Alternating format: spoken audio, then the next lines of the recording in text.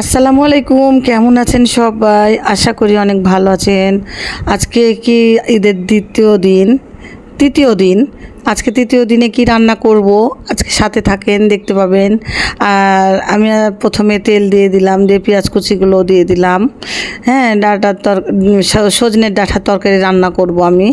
তো ডাঁটার তরকারিগুলো কিভাবে রান্না করি, তো অনেক সময় অনেক কিছু দিয়ে তো রান্না করা হয়। তো সজনের ডাঁটাটা আজকে আমি অন্যভাবে রান্না করব। এদিকে আমাদের কুরবানি ঈদের মাংস, হ্যাঁ ঈদের দিনে 2 কড়াই মাংস রান্না হয়েছিল। তো খেতে খেতে ওই মাংসটুকুন আছে। তো মাংসগুলো ভাজা ভাজা করছি। ভাজা ভাজা করলে বা বেশিক্ষণ জাল দিলে কিন্তু খেতে ভালো লাগে। আমরা কিন্তু আগে ফ্রিজে মাংস রাখতাম না, যখন আমরা ছোট ছোট ছিলাম তখন দেখতাম যে আমার মা চাচিরা কি সুন্দর করে মাংস জাল দিয়ে কালো কালো করে ভাজা ভাজা করে রাখতো। সেখান থেকে একটু ডাল বা আলু ভর্তা বা সবজি থাকলে ভাত 2 পিস করে নিলে খাওয়া হয়ে যেত। তো আমি একটু মনে করলাম যে আমি একটু এইভাবেই রাখবো, রেখে রেখে খাবো। হ্যাঁ, 2 পিস করে নিয়ে খাবো। মেয়েরা আছে সবাই 2 পিস করে নিয়ে খাবে, তরকারি একটা হবে এরকম। তো আমি একটা সবজি রান্না করছি আজকে। তো সবজি বলতে সজনের ডাঁটাটা আমার বাসার, আমার গাছের ডাঁটা। হ্যাঁ, আমার বড় বোনের গাছ আছে সেই ডাঁটা। তো ওখান থেকে আমাকে দিল কিছু ডাঁটা, তো ওই ডাঁটাটাই আমি রান্না করব আজকে। তো রান্নাটা আমি কিভাবে করি, আজকে পেঁয়াজ কুচিটা কিন্তু আমি একটু বেশি দিয়েছি। ডাঁটার তরকারিতে পেঁয়াজ কুচি একটু বেশি দিতে হয়, তাহলে তরকারিটা একটু নরম হয়। তেল একটু বেশি দিয়েছি, আদা রসুন বাটায় অল্প করে দিব। হ্যাঁ, দিয়ে আমি যে মশলাটা কষাই নিব ভালো করে কষাই নিয়ে আমি অল্প করে একটু মশলাতে পানি দিয়ে দিব। তো পানিটা দিয়ে আমি তারপরে আবার একটু কষাই নিব ভালো করে কষানোর পরে তখন মরিচের গুঁড়া, হলুদের গুঁড়া দিলাম মাপ মতো, লবণ স্বাদ মতো দিয়ে দিয়েছি। তো গুঁড়া মরিচ, হলুদ, লবণ দিয়েছি। এখন দিব একটু ভাজা জিরার গুঁড়া। হ্যাঁ, এটা গুঁড়া মরিচের গুঁড়া দিলাম। তো অল্পই দিব, ঝাল বেশি করব না। ঝাল তরকারি খেতে খেতে একটু অন্যরকম হয়ে গেছে, ঝাল তরকারি করব না। তো একটু ভাজা জিরার গুঁড়া দিয়ে দিলাম। সব কিছু একসাথেই দিয়ে আমি ভালো করে কষাবো। হ্যাঁ, দিয়ে একটু আবার ভাজা ধনের গুঁড়াও দিব। তো আমার এখানে যেগুলো সব কিছু আছে মশলা, আমি ওই যে ভাজা ধনের গুঁড়া একটু দিয়ে দিলাম। যা যা আছে আমি সেগুলো সবই একটু একটু করে দিয়ে দিলাম। দিয়ে ভালো করে মশলাটা কষাই নিয়ে তারপরে মশলাটা কষানো হয়ে গেলে, আর মশলাটা কষানোর মধ্যে সব কিছুর ডাঁটার তরকারি স্বাদ হবে, বা মাছ মাংস যেটাই রান্না করেন না কেন, হ্যাঁ মশলাটা কষানো হলে কিন্তু স্বাদ হয়, তরকারি ভালো লাগে। তো ডাঁটাটা সুন্দর করে কষিয়ে নিয়ে তারপরে অল্প করে যে ডাঁটাগুলো দিয়ে দিলাম। হ্যাঁ, ডাঁটাগুলো বিসমিল্লাহ বলে দিয়ে দিয়েছি, যে সুন্দর করে রান্না করব। আমার ভয়েস দিয়ে কথা বলে রান্না করেছিলাম, কিন্তু সেই কথাগুলো ওঠেনি, তার জন্য আমার ভয়েস দিতে হলো। তো আলু দিয়েছি অল্প করে, আলু বেশি দিব না, আলু বেশি অতটা ভালো লাগবে না, এই জন্য আলু দিইনি। তো অল্প করেই দিলাম। একটু সুন্দর করে কষিয়ে নিব ডাঁটাগুলো। তো কার কেমন আপুরা ঈদ কেমন কাটলো আপনাদের, বা কেমন ঈদে সব কোথায় কোথায় গেলেন, বেড়ালেন, বা কেমন কুরবানি দিয়ে কেমনভাবে মাংস রান্না করলেন, খেয়েছেন?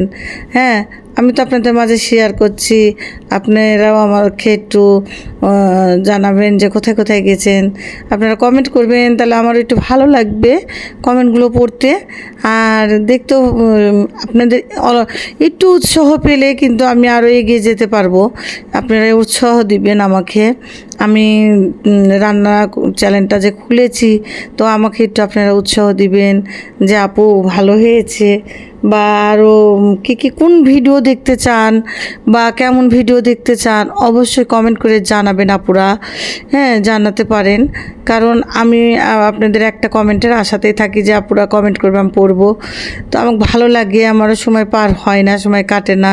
তো আমি এই জন্য সময়ের জন্য রান্নার চ্যানেলটা খুলেছি, যে আমার একটু সময় কাটবে। ঢাকনা চেড়ে আবার কিন্তু একটু নেড়ে চেড়ে দিলাম, তরকারিটা কষাচ্ছিলাম। আমি কিন্তু ডাঁটার তরকারিটা ভালো করে কষাবো।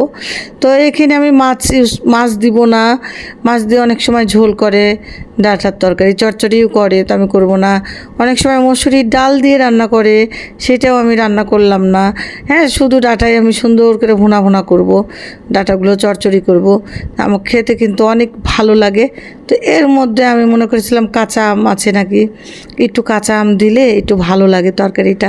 তো কাঁচা আমটা যাই হোক, আমার বাড়িতে পাকা আম আছে, কাঁচা আমগুলো নাই, এই জন্য আমি দিতেও পারলাম না কাঁচা আম। কাঁচা আম দিলে কিন্তু এই তরকারির স্বাদ আরও বেশি বেড়ে যেত, বা মুখের সুস্বাদুটা আসতো, মুখে স্বাদ লাগতো, খেতে ভালো লাগতো। তো যাই হোক, আপুরা সবাই কেমন আছেন, কোথায় থেকে আমার ভিডিওটা দেখছেন অবশ্যই আমাকে জানাবেন, আমার কমেন্টে লিখবেন। হ্যাঁ, যে কোথায় থেকে আপনারা ভিডিওটা দেখছেন। তো কমেন্টে জানালে আমার একটু ভালো লাগে, আমার একটু আনন্দ লাগে, না যে আমার আপুরা কমেন্ট করেছে। তো দেখেন আমি আপনাদের জন্য কত কষ্ট করে ঈদের তৃতীয় দিন আজকে রান্না করলাম। হ্যাঁ আপুরা, ভিডিও করা কিন্তু মুখের কথা না, ভিডিও করতে কষ্টই লাগে। আমি আগে বুঝতাম না বা জানতাম না, আমি ভিডিও এখন করছি, এখন বুঝতে পারছি যে না, ভিডিওতে অনেক কষ্ট। তো যাই হোক, আমি 2টা কাঁচামরিচ দিয়ে দিলাম কয়েকটা, হ্যাঁ, উপর দিয়ে। তো আপু ভাইয়া যেই হন না কেন, সবাই ভালো থাকবেন, যে যেখানে থাকবেন। হ্যাঁ, সবাই ভালো থাকবেন, সুস্থ থাকবেন। আজকে আমার ছোট মেয়েটা কিন্তু আমাকে অনেক হেল্প করেছে। হ্যাঁ, সবাই আমার ছোট মেয়ের জন্য দোয়া করবেন। আমার ছোট মেয়েটা মাশাআল্লাহ মাশাআল্লাহ খুবই ভালো। মাংসগুলো আমি জাল দিয়ে নিয়েছি, মাংসগুলো ভালো আমার মেয়ে দেখাচ্ছিল। তো আজকে আমার মেয়ে হচ্ছে আমাকে ভিডিও করে দিচ্ছিল। তো আমার মেয়ের জন্য দোয়া করবেন, আল্লাহ যেন আমার মেয়ের মাথার ব্রেন বুদ্ধি ভালো করে, হেদায়েত দেয়, আমার মেয়ে পড়াশোনা ভালো যেন হয়। তো আল্লাহর কাছে আমিও দোয়া করি যেন আমার মেয়েরা সবাই ভালো থাকে।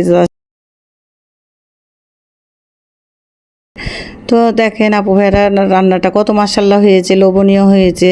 ঈদের তৃতীয় দিন, ঈদের দিন মাংস খেয়েছি, তার পরের দিনও মাংস খেয়েছি, আজকেও খাবো। কিন্তু এই ডাঁটার তরকারিটা দেখেন খুবই সবাই মিস করবেন কিন্তু। হ্যাঁ।